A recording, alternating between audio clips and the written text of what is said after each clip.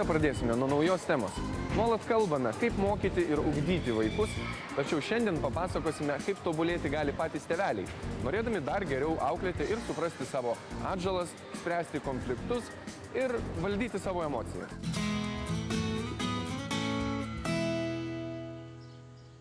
Turbūt daugeliui tėvelių pažįstama situacija, kai pradedame nebesuprasti savo vaikų. Nežinome, kaip su jais bendrauti ir anksčiau tikę auklėjimo metodai rodos eina perniek. Ką tuomet daryti? Ar kreiptis pagalbos ir kur jos ieškoti? Keletą metų veikė tėvelių klubas, kur ateidavo patys tėveliai, diskutuodavo, kalbėdavosi, su kokiam problemom susiduria, kaip jas spręsti. Ir tada iškilo tokia mintis, kad kaip ir norėtųsi pasitarti su tam tikrais specialistais, su psichologais, su ugdytojais, nes vėlgi tuos atsakymus gali duoti tie žmonės, kurie tą darbą daro. Taigi iniciatyvos organizuoti seminarus tėvams ėmėsi Lietuvos vaikų ir jaunimo centras.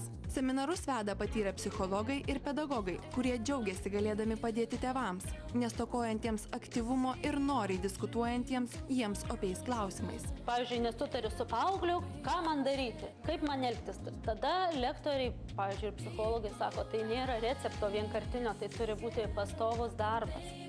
Ir tai turi būti ne vienos dienos darbas. Tai tiek tėveliams kartais net nustemba, kaip čia, nėra tokio aiškaus atsakymo. Jeigu tėveliams pasako, kad normalu, kad vaikui 3 metų yra tas ožiuko periodas ir kad jis tėvų neklauso ir kad jis gali, elgtis ne taip, kaip tėvai nori, vėlgi tėvams tai atrodo, kaip čia gali būti normalu. Ir kai jie tada susirinkę 10 žmonių grupeliai su lektorium padiskutuoja, kad visi susiduria su tom pačiom problemom, vienų didesnės, kitų mažesnės, tada gal ir iš tikrųjų, tai čia gal nėra taip blogai, gal iš tikrųjų reikia paprasčiau mums žiūrėti. Na taip, mes tėvai dažnai per daug sureikšminame iškilusias problemas ir nebesugebame matyti paprasčiausių sprendimų. Kartais užtenka tiesiog pasidalinti patirtimi su kitais tėveliais bei pasikonsultuoti su specialistais seminaruose. Lietuvos vaikų ir jaunimo centre iki naujų metų suplanuoti 8 seminarai. Su jais susikalbėti ir kaip valdyti savo emocijas konfliktų metu. Konfliktai yra natūrali mūsų gyvenimo dalis,